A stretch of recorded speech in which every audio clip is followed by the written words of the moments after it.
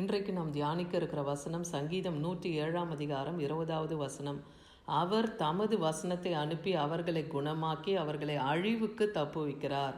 அவர் தமது வசனத்தை அனுப்பி, இன்னைக்கு கர்த்தர் தன்னுடைய வார்த்தையை அனுப்பி நம்மை குணமாக்குகிறார், நம்மை அழிவுக்கு தேவன் தப்புவிக்கிறார். கர்த்தருடைய வசனம் ஜீவன் உள்ளது இல்லையா?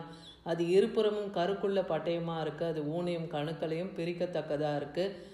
மனுஷனுடைய நினைவுகளையும் யோசனைகளையும் அது வகையறுக்கத்தக்கதாக இருக்குது. அப்போ அவர் வசனத்தை அவர் அனுப்புகிறார். அனுப்பி அவர்களை குணமாக்குவேன், அழிவுக்கு அவர்களை தப்புவிப்பேன்னே சொல்கிறாரு.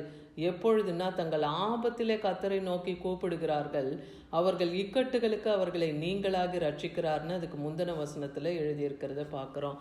அப்போ ஆபத்து காலத்திலே நாம் கர்த்தரை நோக்கி கூப்பிடும்போது அவர் எல்லா இக்கட்டுக்கும் அவர்களை நீங்களாகி ரட்சிக்கிறவராக இருக்கிறார். இக்கட்டு, துன்பம், அந்த மாதிரி நிலையில் கர்த்தரை நோக்கி நம்ம கூப்பிடும்போது அவர் நம்மை ரட்சிக்கிறவராக இருக்கிறார். ஆபத்தில் தனது வசனத்தை நமக்கு அனுப்பி நம்மை குணமாக்கி நம்மை தப்புவிக்க வல்லமையுள்ளவராக இருக்கிறார். நம்ம புதிய ஏற்பாட்டில் மத்தேயு 8:8 பாருங்கள், இங்கே ஒரு 100க்கு அதிபதியுடைய வேலைக்காரன் சுகம் இல்லாமல் இருக்கான். அப்போ அவன் இயேசு கிறிஸ்துவை நோக்கி வந்து தன் வேலைக்காரன் சுகமாகும்படியாக வேண்டிக் கொள்ள வருகிறான். வசனத்தை பார்ப்போம். 100க்கு அதிபதி பிரதியுத்தரமாக, ஆண்டவரே, நீர் என் வீட்டுக்குள் பிரவேசிக்க நான் பாத்திரன் அல்ல. அப்போ அவர் இந்த 100க்கு அதிபதி ஆண்டவராக இயேசு கிறிஸ்துவை கூப்பிடும்போது அவர், நான் வரேன், உங்கள் வீட்டிற்கு நான் வந்து அவனை சுகமாக்குகிறேன்னு சொல்கிறார். ஆனால் இந்த 100க்கு அதிபதி என்ன சொல்கிறாரு? நீர் என் வீட்டுக்குள் பிரவேசிக்க நான் பாத்திரன் அல்ல, ஒரு வார்த்தை மாத்திரம் சொல்லும், அப்பொழுது என் வேலைக்காரன் சொஸ்தமாவான்னு சொல்கிறான். அதாவது நீங்கள் ஒரு வார்த்தை சொன்னாலே போதும் என் வேலைக்காரன் சொஸ்தமாவான் என்கிற அந்த விசுவாசம் அவனுக்குள்ளே காணப்படுது. அதே போல் ஆண்டவராகிய இயேசு கிறிஸ்து தன் வீட்டிற்கு வருவதற்கு தன் பாத்திரன் அல்லன்னு சொல்லி தன்னை தாழ்த்துகிறதையும் அங்கே பார்க்குறோம். அங்கே அவனுடைய விசுவாசத்தையும் பார்க்குறோம். இந்த காரியத்தை கண்டு ஆண்டவராகிய இயேசு கிறிஸ்து தன் சீஷர்களிடத்தில் என்ன சொல்கிறாரு? அதே போல் இந்த 100க்கு அதிபதியும், நான் அதிகாரத்துக்கு கீழ்ப்பட்டவனாக இருந்தும் எனக்கு கீழ்ப்பட்டிருக்கிற சேவகரும் உண்டு. நான் ஒருவனை போவென்றால் போகிறான், வாவென்றால் வருகிறான், வேலைக்காரனை இதை செய் என்றால் செய்கிறான் என்றான். அப்போது ஒரு வேலைக்காரன் வந்து தன் எஜமானுக்கு எப்படி கீழ்ப்படிந்திருக்கிறார்கள் என்பதை வந்து அந்த 100க்கு அதிபதி சொல்லுகிறதையும் ஆண்டவராக இயேசு கிறிஸ்து கவனிக்கிறார். அதை தான் கண்டுட்டு சொல்கிறார் தன் சீஷத்தில், இஸ்ரவேலர்களுக்குள்ளே நான் இப்படிப்பட்ட ஒரு விசுவாசத்தை நான் காணவில்லையே என்று மெய்யாகவே உங்களுக்கு சொல்லுகிறேன்.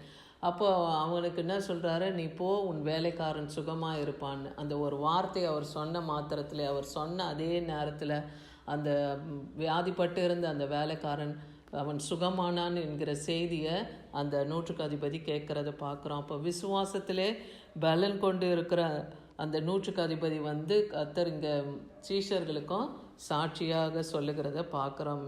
அந்த விசுவாசம் அவனுக்குள்ளாக மெய்யாக கண்டதை அங்கே பார்க்குறாரு.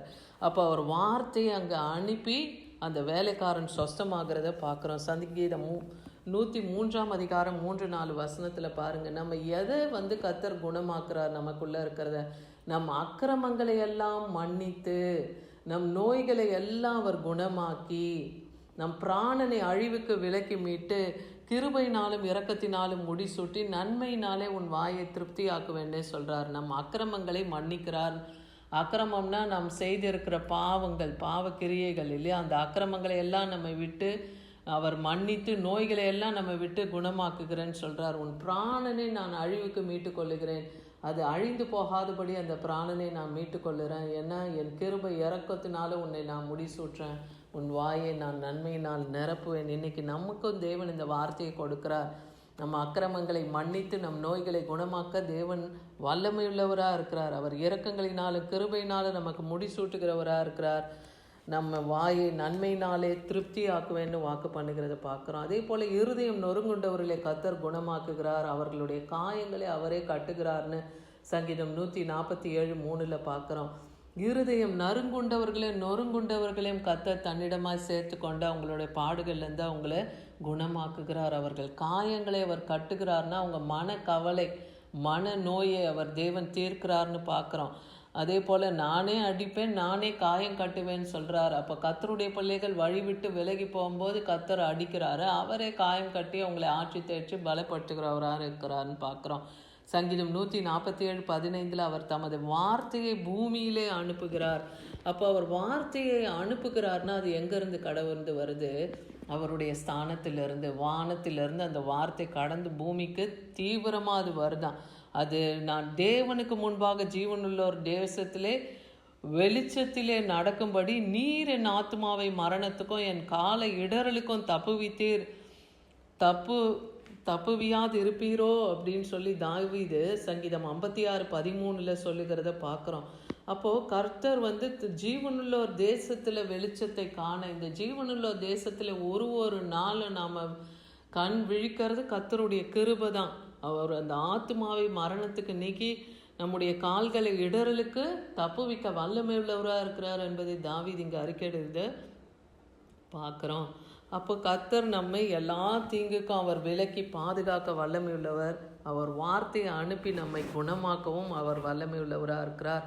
சங்கீதம் 147:18 சொல்லுது, அவர் தமது வசனத்தை வார்த்தையை அனுப்பி அவைகளை உருக பண்ணுகிறார்னா, உரை பணியையும் தேவன் தன் வார்த்தையை அனுப்பியே அதை உருக செய்கிறாராம். யாக்கோபுக்கு தன்னுடைய வசனத்தையும் இஸ்ரவேலுக்கு தன் பிரமாணத்தையும் தன் நியாயங்களையும் அறிவிக்கிறார்.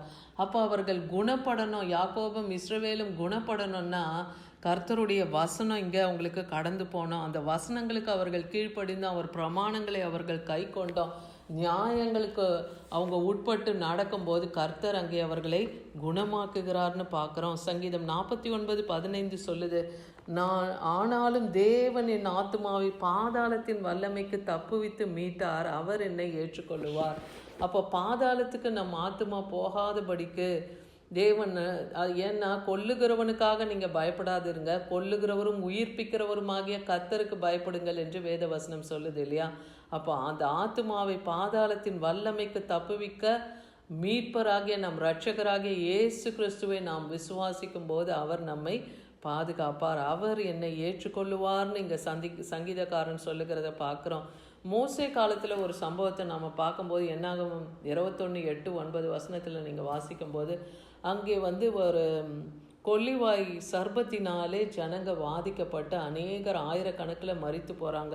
அப்போ கர்த்தர் மோசேயை நோக்கி சொல்கிறாரு, நீ ஒரு கொல்லிவாய் சர்பத்தை வெண்கலத்தில் உண்டாக்கி அதை வந்து ஒரு கம்பத்தின் மேலே தூக்கி வை, பாம்பு யாரெல்லாம் அந்த விஷப்பாம்பு கடிச்சிருக்கோ அவங்க எவனோ அவன் அதை நோக்கி பார்த்தால் பிழைப்பான்னு சொல்கிறார். அப்போ இன்றைக்கும் நாமளும் குணமாகாமல் நம்முடைய பாவத்தினாலே நிறைந்திருக்கிறோமா, நோய்களினாலே பலவீனப்பட்டு இருக்கோமா? அப்போ இன்றைக்கி நம்ம யாரை நோக்கி பார்க்கணும்? நமக்காக கல்வாரி சிலுவையில் ரத்தம் சிந்தி மரித்த நம் மீட்பரும் இரட்சகருமாகிய இயேசு கிறிஸ்துவை நோக்கி, அந்த சிலுவையை நோக்கி நாம் பார்க்கும்போது இன்றைக்கி நம்முடைய ஆத்துமாக்களின் தேவன் எல்லா காவலுக்கும் அவர் நீங்களாகி ரட்சித்து மரண பரியந்தம் நம்மை அவர் காக்க வல்லமையுள்ளவராக இருக்கிறார். அதுதான் இன்றைக்கி அவர் கொடுத்த வார்த்தையின்படி அவர் வசனத்தை அனுப்பி நம்மை குணமாக்குவார். அழிவுக்கு நம்முடைய ஆத்துமாவை தேவன் தப்புவிக்க வல்லமையுள்ளவர். இதை நாம் விசுவாசிப்போம். இந்த வார்த்தையெல்லாம் கை கொண்டு அவர் கட்டளை கற்பனை நியமங்களுக்கு நாம் கீழ்ப்பட்டு நடக்கும்போது தேவன் நம்மை குணமாக்குவார். ஆமென்.